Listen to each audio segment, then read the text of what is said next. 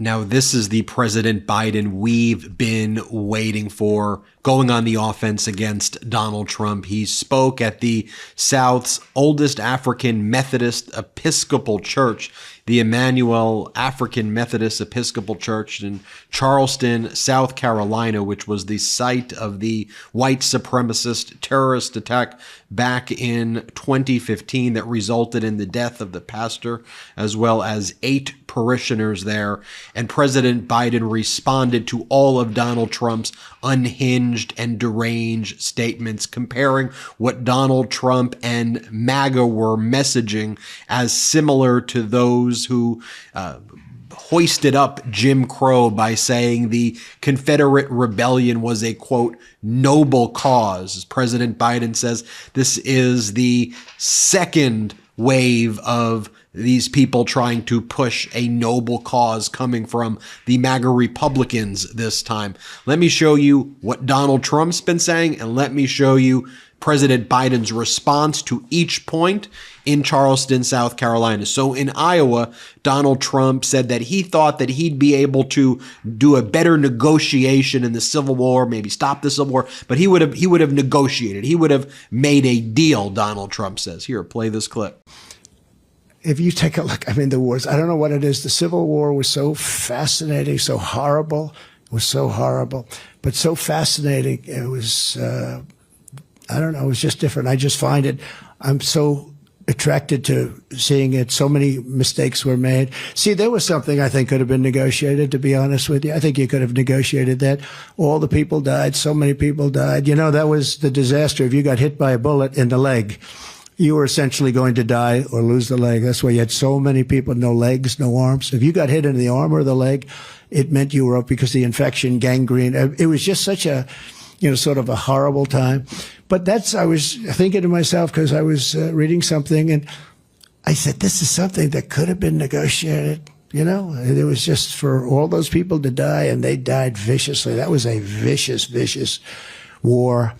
And in many ways, look, they're all, there's nothing nice about it. But boy, that was a tough one for our country. But I think it's, you know, Abraham Lincoln. Of course, if he negotiated it, you probably wouldn't even know who Abraham Lincoln was. He would have been president, but he would have been president. And he wouldn't have been the Abraham Lincoln. Would have been different, but that would have been okay. It would have been a thing that, and I know it very well. I know the whole process that they went through, and they just couldn't get along. And that would have been something that could have been negotiated, and they wouldn't have had that problem. But it was a hell of a time. And you think of it today, I would have absolutely stopped Putin. He would have never gone in. And he didn't. You know, for 4 years, he didn't. There was never even a thought of it going in. And that was the apple of his eye. He would tell me.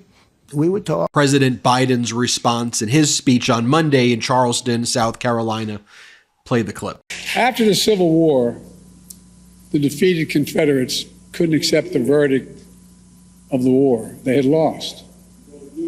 So they say they embraced what's known as the lost cause, a self-serving lie that the Civil War is not about slavery, but about states' rights. They've called that the noble cause. That was a lie that had, not just a lie, but it had terrible consequences. It brought on Jim Crow. So let me be clear, for those who don't seem to know, slavery was the cause of the Civil War. There's no negotiation about that. Now we're living in an era of a second lost cause.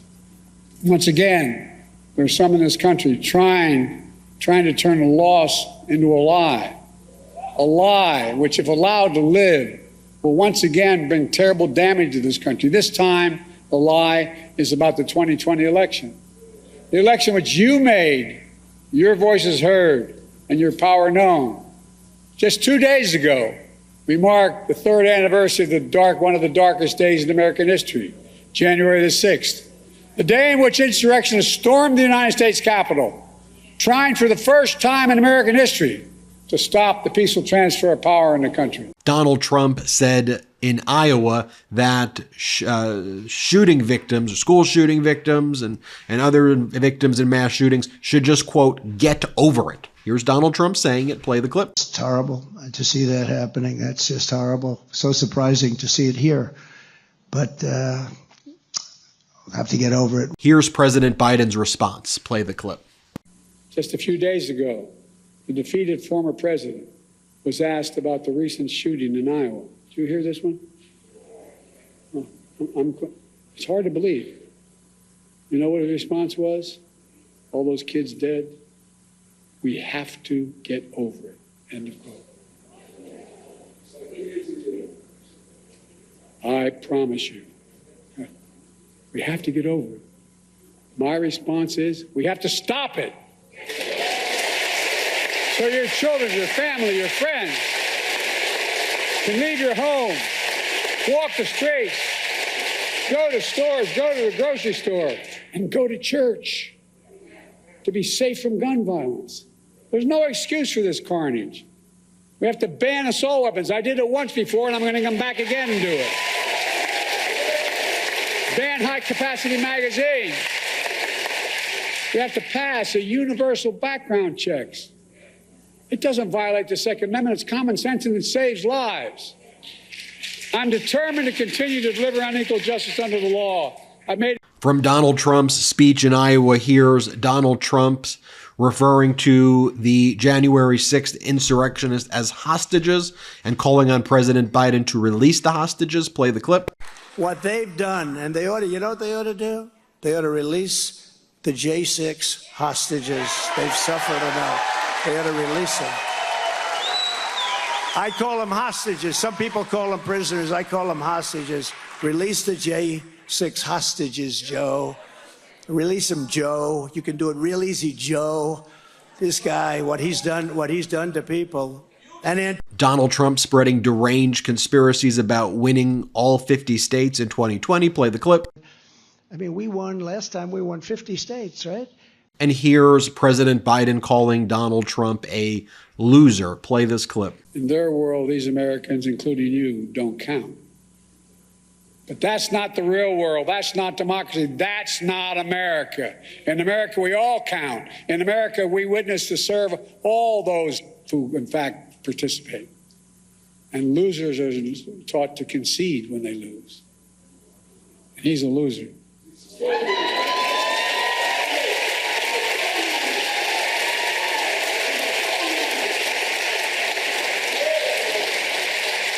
This was a very emotional moment in the speech where President Biden shared his loss with the crowd in this South Carolina Episcopal Church. And it's this is Biden at his just finest, just being an authentic, dignified, compassionate human being. Play the clip. But my family also needed to be healed. We didn't even realize how badly. Just 22 days before, we had buried my son, Bo, a veteran exposed and died because of those burn pits in Iraq for a year. We were in more pain than we knew. We came here to offer comfort. We received comfort from you. No, I'm serious. Going back to Donald Trump in Iowa, see the contrast is just so clear.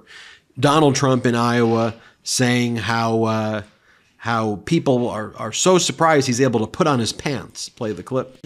First they say, "Sir, how do you do it? How do you wake up in the morning and put on your pants?" And I say, "Well, I don't think about it too much. I don't want to think about it, because if I think about it too much, maybe I won't want to do it. But I love it because we're going to do something for this country that's never been done before, because this country is finished if we don't win." And here's President Biden talking about how far we've come and how it won't be easy. But notice what President Biden does here. He's not talking about I, me. He's talking about we the people, what we can do together. Here, play this clip. My fellow Americans, this is a time of choosing. So let us choose the truth. Let us choose America. I know we can do it together, and it's the gospel song sings, we've come too far from where we started. Nobody told me the road would be easy. I don't believe he brought me this far to leave me. My fellow Americans, I don't think the good Lord brought us this far to leave us behind. May God bless you all, and may God protect our troops. Thank you, thank you, thank you. You know, one of the things that President Biden has to contend with is that he's not just running against Donald Trump and the Republican Party. He's running against a propaganda machine that has billions of dollars pushed into it. And so there was a moment during the speech that President Biden gave where there were some protesters calling for a ceasefire in Gaza. And President Biden engaged and said, look, I'm trying. Here's what we're trying to do. Here's what I've been privately talking to the Israeli government about. Here are the efforts that are actually being undertaken from a policy standpoint to try to bring about a resolution. But Fox didn't air that. Instead, Fox talked over it. This is what happened, and this is how Fox cut away from it, and then they gave their own commentary. Play this clip. Bad from the perspective of how does it make those particular protesters look? But Emily, it's effective if you want a message against this president. Well, it's effective if the president engages. It's less surprising to me that that occurred, since those pro-Hamas and pro-Palestinian protesters seem to be everywhere, but more that he then engaged. And don't quote me on this, but it sounded like he said something to the effect of, I am working with the Israeli government to get them out of Gaza. So he chose to engage with them. He chooses at every point possible to try to placate this absolute liberal left, this far extremist left, yet they continue to hemorrhage for good reason, because he's not an ideologue, he's feeble. And right here, we saw him just before that denigrate Black Americans with lumping them into one, again, monolithic column. He continues with everything he does to be disrespectful and assumptive. What Emily's talking. That is why it is so important that we talk about it here. You have the right-wing media, which is injecting disinformation into the veins of its people. It's just an all-out billion-dollar propaganda machine. And then you have other media, whatever name you want to refer to the other media as, that is not actually highlighting the words that President Biden said, not actually highlighting his action, not actually highlighting the tangible benefits that are taking place, and how deliberate he is, and the contrast that exists. And I just think that's important, that we just share and show the contrast and allow you to evaluate the facts, but to shine a mirror on what's going on and let you decide. So you decide. Tell me in the comments how you feel about this. Hit subscribe. We're on our way to 2 million subscribers thanks to your support. And check us out at patreon.com/MeidasTouch. Have a good one. Thanks so much for watching. We're only a few subscribers short of 2 million subs. Please subscribe right now to the MeidasTouch YouTube channel for free and help us grow this unapologetically pro-democracy network.